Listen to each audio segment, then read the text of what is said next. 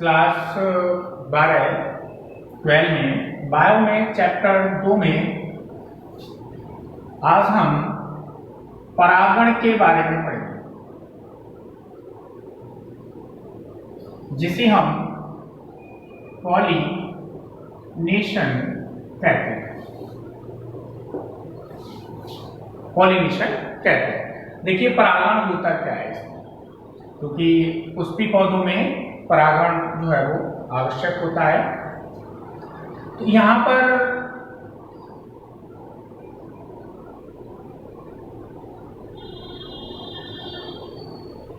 परागकोश, pollen sac, और ये पुष्प का स्त्रीकेसर पिस्टिल यानी गायनोसियम है। अब इसके परागकोश से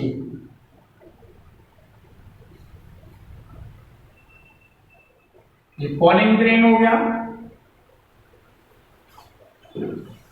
तो किसी पुष्प के परागकोश से परागकणों का मुक्त होकर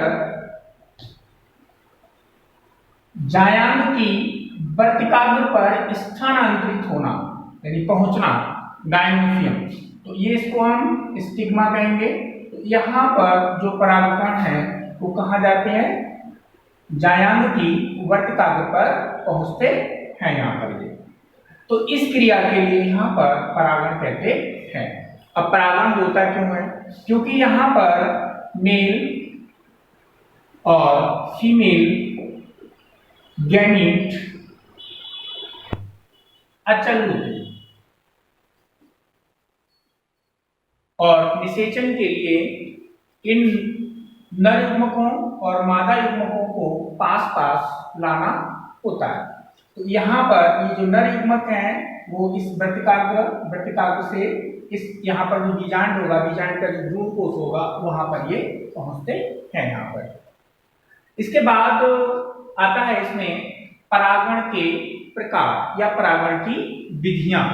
अगर हम परागण की विधियों की बात करें तो एनसीईआरटी के अनुसार जो परागण की विधियां, सामान्य किताबों में हम 2 प्रकार पढ़ते हैं, स्वपरागण और परपरागण, सेल्फ पॉलिनेशन और क्रॉस पॉलिनेशन पढ़ते हैं।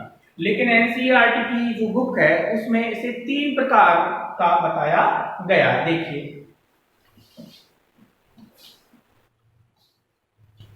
टाइप्स ऑफ पॉलिनेशन की बात करें तो एनसीईआरटी में जो ये प्रकार हैं, इसके जो विधियां हैं वो 3 है यहाँ पर, जिसमें सबसे पहली जो विधि है उसको यहाँ पर स्वयुग्मन कहा गया है, स्वयुग्मन, और इसे यहाँ पर ऑटोगैमी कहते हैं। दूसरा इसका जो प्रकार है उसको यहाँ पर कहा गया है सजात पुष्पी परागण, और तीसरा इसका जो प्रकार है इसको नाम दिया गया है परनिषेचन।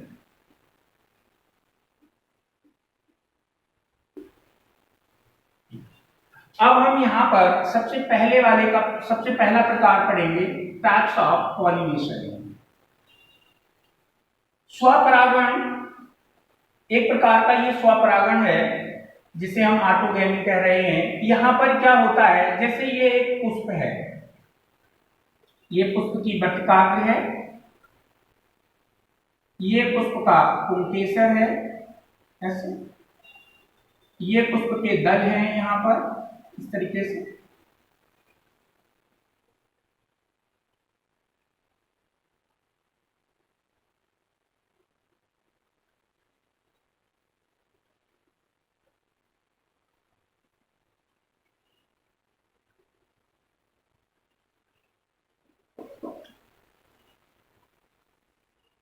स्टेमेन, और ये हो गई यहाँ पर स्टिग्मा। तो स्वयुग्मन में क्या होता है, इस स्टेमेन यानी कि इसी से जो परागकण है वो निकलेंगे, ये पॉलिन ग्रीन, और उसी की वर्तिकाग्र पर चले जाएंगे, जिस पुष्प से परागकण निकलते हैं उसी पुष्प की वर्तिकाग्र पर पहुंच जाते हैं। इस क्रिया के लिए यहाँ पर स्वयुग्मन कहते हैं।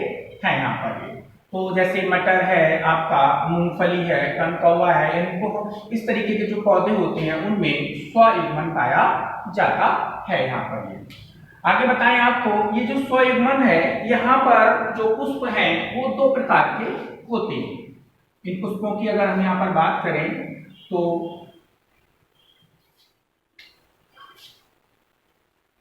उन्मील पुष्प, उन्मील पुष्प, तो इनको यहां पर चेस्मोगैमस कहते हैं। पहला जो प्रकार है ये वाला चेस्मोगैमस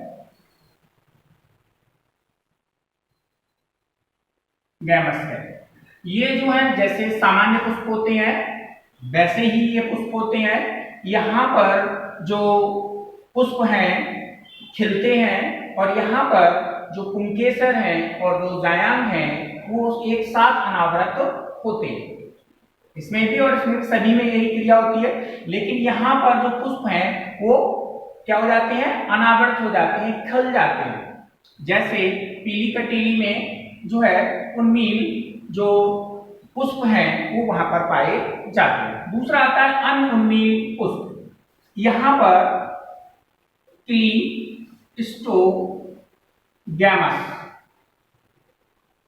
यहाँ पर ये क्या होती हैं, ये पुष्प अनावृत नहीं होते, यानी कि ये ऐसे पुष्प होते हैं जो अनावृत नहीं होते हैं, अर्थात ये जो पुष्प हैं इनके जो दल हैं वो खुलते नहीं है। इनको हम यहाँ पर अनउन्मील पुष्प कहते हैं। यहाँ पर जैसे मूंगफली में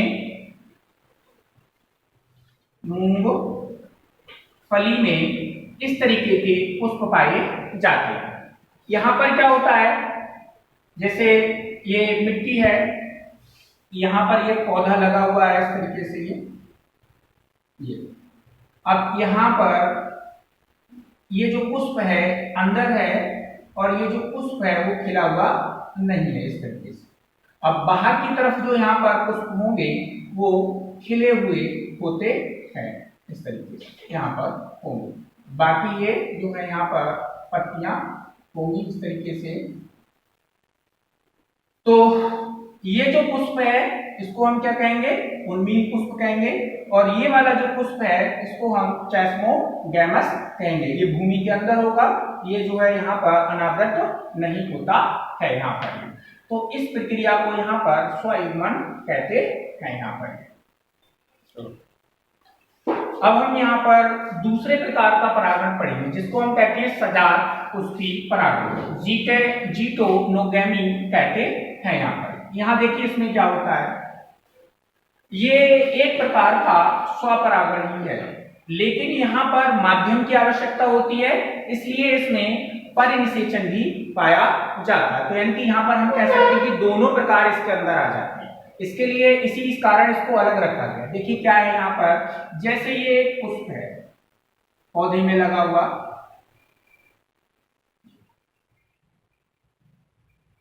ये दूसरा पुष्प है,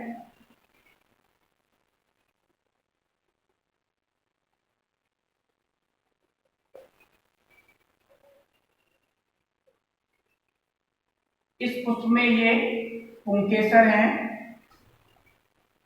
स्टेमेन, और ये इसका गायनोसियम। ऐसे ही इसका भी गायनोसियम यहां पर होगा और ये इसके पुंकेसर होंगे।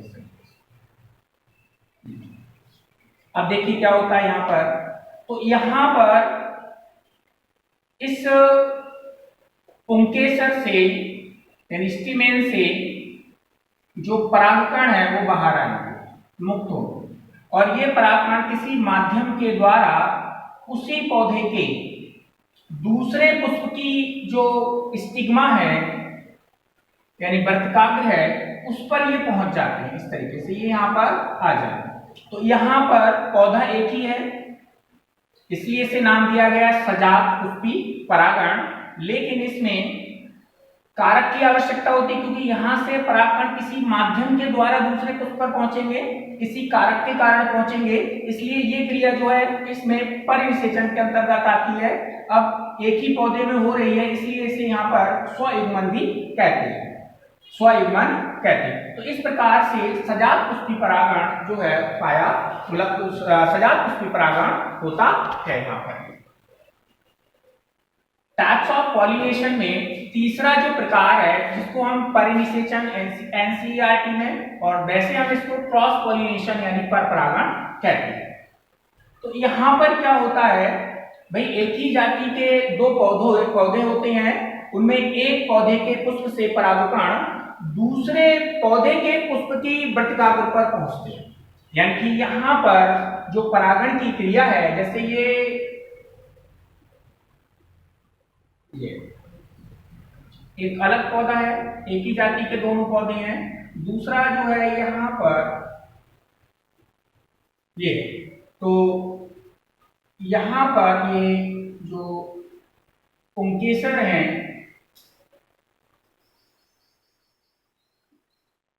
अब यहां से जो परागकण है वो दोनों एक ही जाति के पौधे हैं, तो यहां से किसी कारक के द्वारा जो परागकण है वो इस गायनोसियम यानी कि जो स्टिग्मा है उस स्टिग्मा पर पहुंचेंगे इस तरीके से।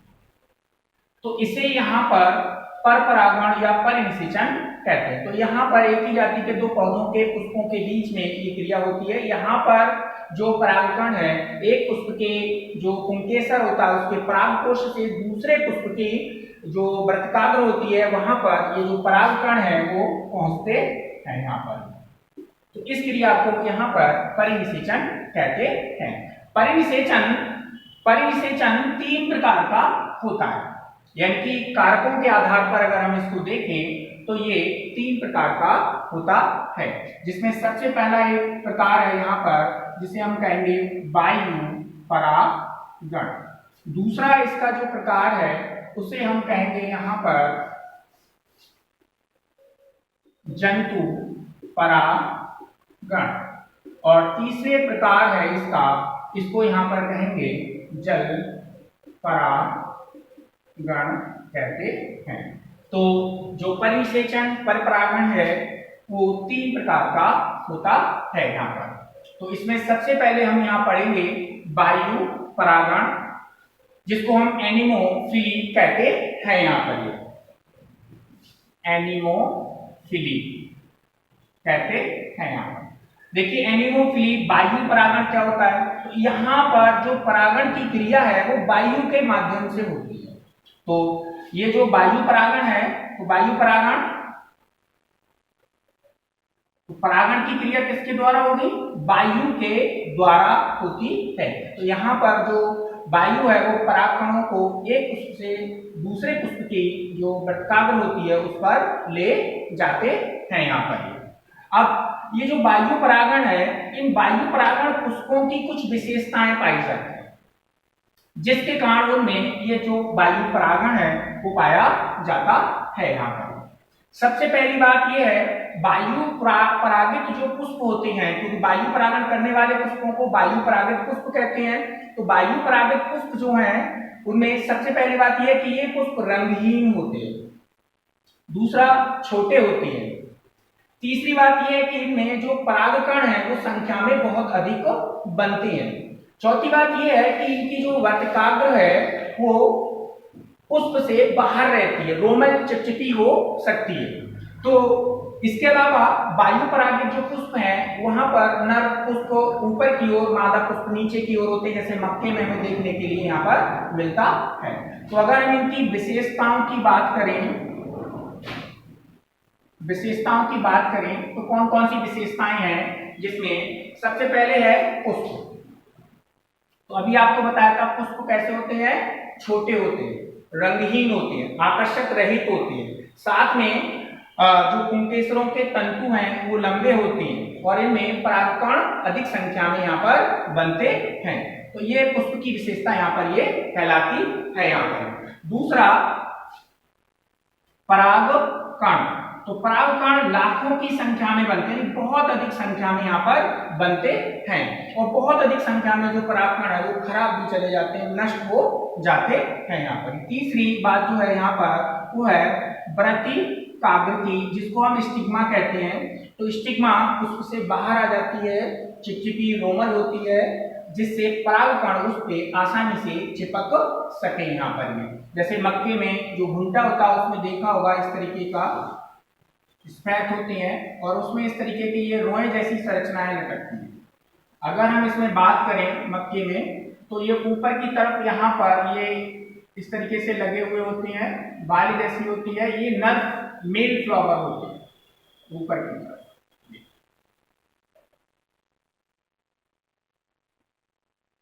ये मेल फ्लावर होते हैं और ये जो है आपका यहाँ पर फीमेल फ्लावर है और ये जो बाहर की तरफ लटके हुए हैं ये स्टाइल है और ये आगे की तरफ की जो संरचना है इनको हम यहाँ पर स्टिग्मा कहते हैं यहाँ पर।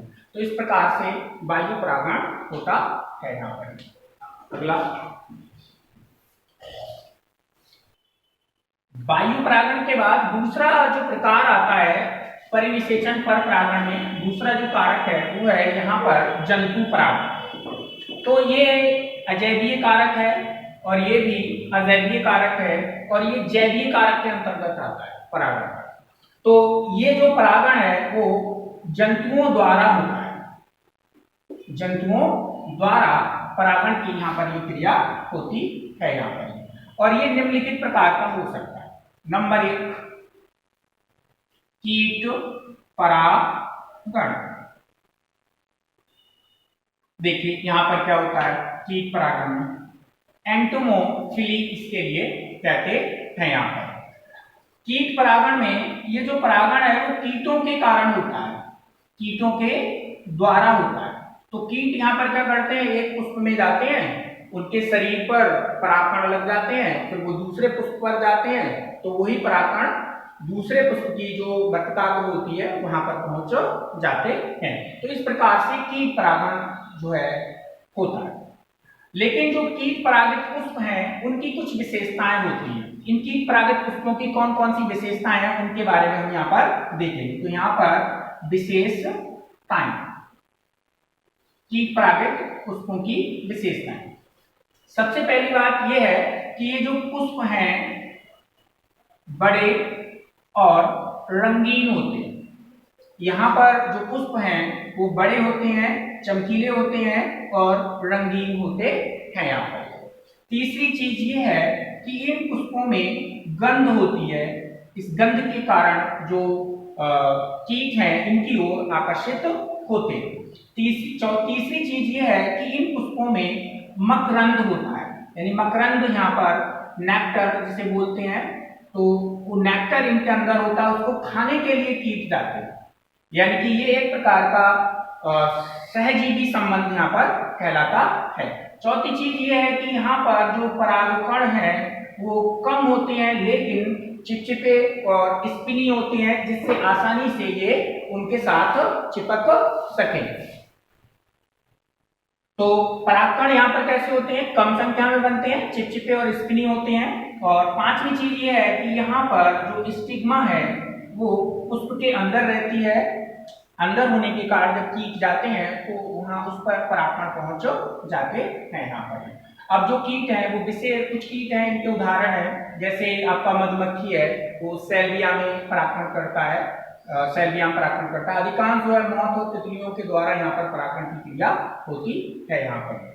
अब हम इसका दूसरा प्रकार पढ़ेंगे, इसका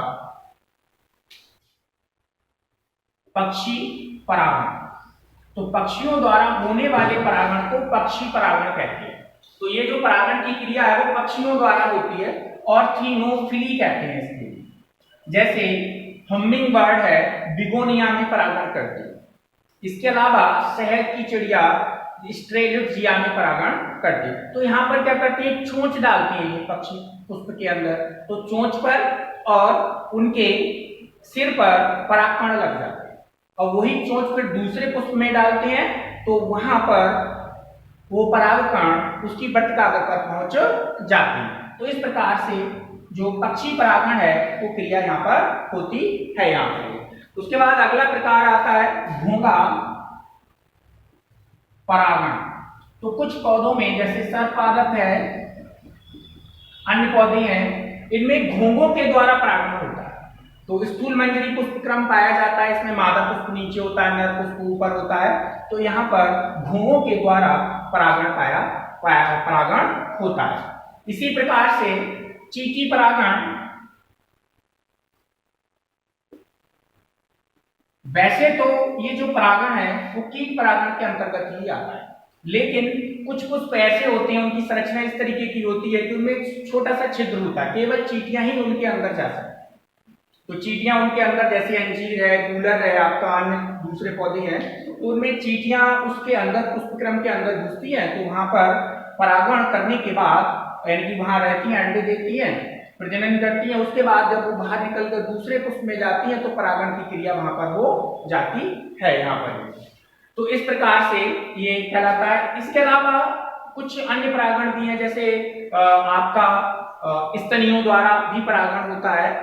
इसके अलावा आपके कुछ छिपकलियों द्वारा भी परागण हमें देखने के लिए मिलता है। कुछ परागण की क्रिया, कुछ बड़े बड़े पुष्प होती हैं, वहां पर कुछ इस तरीके के कीट वगैरह भी होते हैं जो सहजीवन संबंध को प्रदर्शित करते हैं। तो वो उनके अंडाशय में, जो पुष्प का अंडाशय होता है, वहां पर जाके अंडे देते हैं, लार्वा निकलते हैं। जब बीज बनने को होते हैं तो वो बाहर आ जाते हैं। परागण की क्रिया भी वहां पर ये करते हैं यहाँ पर। पर परागण का तीसरा प्रकार है हाइड्रोफिली, जिसको हम जल परागण कहते हैं।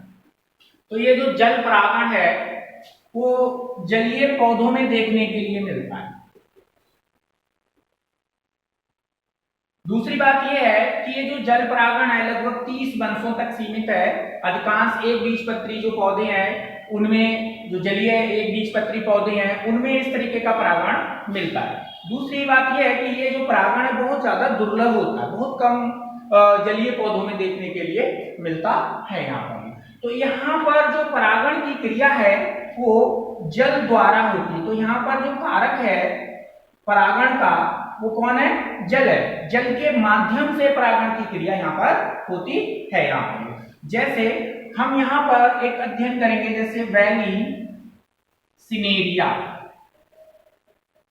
तो वैली सिनेरिया में क्या है? हाइड्रा है, ये जलीय पौधे हैं।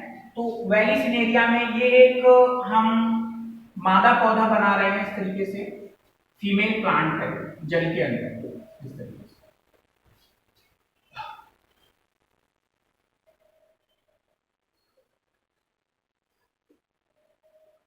तो ये फीमेल फ्लावर है। दूसरा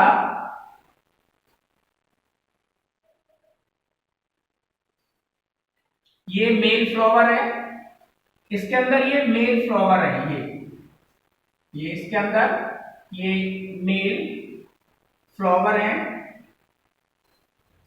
ये मेल फ्लावर जो है बाहर आ जाता है इस तरीके से। बाहर आने के बाद ये खिल जाते हैं और पानी की सतह पर तैरने लगते हैं, कुछ इस तरीके से।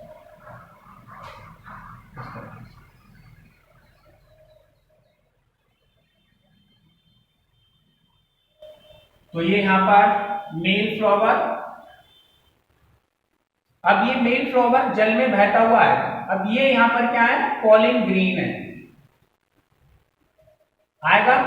इसकी जो स्टिग्मा है फीमेल की, उससे ये टकरा जाएगा यहाँ पर और परागण की क्रिया यहाँ पर हो जाएगी। अब देखिए कुछ समुद्री घासों में जो जल के अंदर रहती है, तो उनमें क्या होता है? मादा पुष्प जल के अंदर रहता है।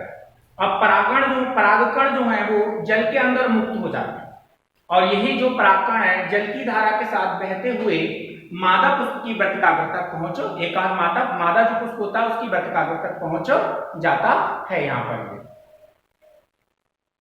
वैली सिनेरिया में, समुद्री घासों में। अब कुछ ऐसे भी पौधे होते हैं जैसे जलकुंभी, वाटर हाइसेंथ कहते हैं इसको, वाटर लिली। तो ये जो पौधे हैं जल की सतह पर तैरते हैं। अब इनमें जो पुष्प है वो जल की सतह के बाहर आते हैं।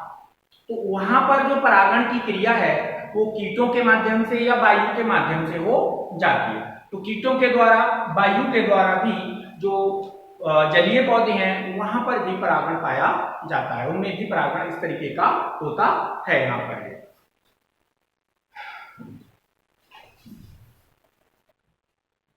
देखिए, इससे आगे का थोड़ा सा परिनिषेचन या परपरागण में बाह्य प्रजनन युक्तियां। तो स्वपरागण को रोकने के लिए और परपरागण को होने देने के लिए पौधों में कुछ युक्तियां पाई जाती हैं, जिसके कारण उनमें क्रॉस पॉलिनेशन होता है, एलोगेमी होती है। जिसमें सबसे पहला है एक लिंगता, यूनिसेक्सुअलिटी। देखिए यहां पर क्या होता है, अधिकांश जो परपरागण करने वाले पौधे होते हैं वो एक लिंगी होते हैं, नर अलग होगा, पुष्प मादा पुष्प अलग होता है, या एक ही पौधे में नर अलग होगा मादा अलग होता है। जैसे मक्के में ऊपर की तरफ नर, नीचे की तरफ मादा होता है। जैसे कद्दू, लौकी, तुरई में नर अलग होगा, मादा अलग होता है, तो उसको एक लिंगता यहाँ पर कहते हैं, जिसके कारण भी स्वपरागण नहीं हो पाता। उसके बाद दूसरा आता है सेल्फ स्टेरिलिटी, स्ववांधिता। तो स्ववांधिता में क्या होता है कि यहां पर जो परागकण हैं वो जायांगी वर्तिकाग्र पर अगर पहुंच जाते हैं, अपनी उस पर पहुंच जाते हैं, तो वो वहां पर उनका परागण, वो वहां पर क्या करते हैं, अंकुरण नहीं हो पाता है, उनका अंकुरण वहां पर नहीं हो पाता। तो इस तरीके से यहाँ पर सेल्फ स्टेरिलिटी जो है वो पाई जाती है। इसके कारण भी जो है स्वपरागण नहीं हो सकता है, परपरागण होगा। दूसरी बात यह है पृथक पक्वता। पृथक पक्वता, तो पृथक पक्वता में क्या होता है, जैसे नर जननांग है, मादा जननांग है, वो अलग अलग समय पर परिपक्व होते हैं। जैसे इसको हम यहाँ पर डाइकोगेमी कहते हैं। तो यहाँ पर क्या है, जैसे कुछ पौधों में नर जननांग पुंकेसर पहले परिपक्व हो जाता है, मादा जननांग बाद में परिपक्व होता है। तो नर जननांग पुंकेसर से परागकण निकलकर चले जाएंगे, दूसरे पुष्पों पर चले जाएंगे। अब रह गया गायनोसियम, उसका वृत्ताग्र रह गया, तो बाद में उसके ऊपर परागकण आ जाते हैं। कुछ में क्या होता है, स्त्री केसर पहले परिपक्व हो जाता है, यानी गायनोसियम पहले परिपक्व हो जाता है, और जो पुंकेसर है वो बाद में परिपक्व होता है। यहाँ पर इसको पृथक पक्वता कहते हैं। दूसरा है यहाँ पर अनात्म परागणता। तो अनात्म परागणता में यहाँ पर क्या होता है, यहाँ पर जब इसमें जो वर्तिकाग्र है वो थोड़ी बड़ी हो जाती है पुष्प में इस तरीके से, और जो पुंकेसर है वो छोटे रह जाते हैं इस तरीके से पुष्प के अंदर यहाँ पर। तो इस तरीके से इनका जो परागण है वो नहीं हो सकता। तो यहाँ पर जो पुंकेसर है उनकी जो लंबाई है पुतंतुओं की, जिनको हम फिलामेंट्स कहेंगे, वो कम रह जाती है, जबकि स्टिग्मा स्टाइल्स की जो लंबाई है वो अधिक हो जाती है, और स्टिग्मा कहाँ जाता है, पुष्प के बाहर आ जाता है। तो इसको यहाँ पर हैकोगेमी कहते हैं, हैकोगेमी के नाम से यहाँ पर इसको जानते हैं। यहाँ पर अब परपरागण के लाभ।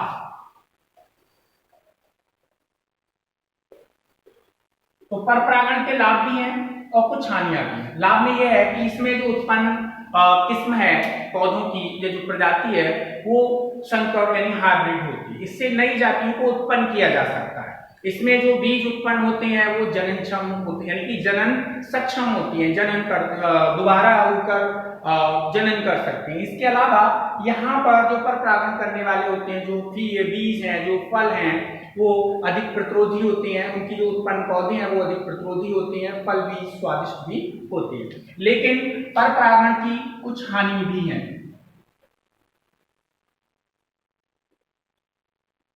तो यहाँ पर कुछ डिसएडवांटेज क्या है, हानियां क्या है। एक तो ये हानि है कि यहाँ पर जो परागकण है वो बहुत अधिक संख्या में बनते हैं। जब अधिक संख्या में बनेंगे तो क्या होगा भाई, नष्ट हो जाएंगे, परागकण यहाँ पर नष्ट हो जाते हैं यहाँ पर भी। दूसरी ये है कि कुछ हानिकारक लक्षण भी इनमें आ सकते हैं, ये भी लक्षण इनमें होता है।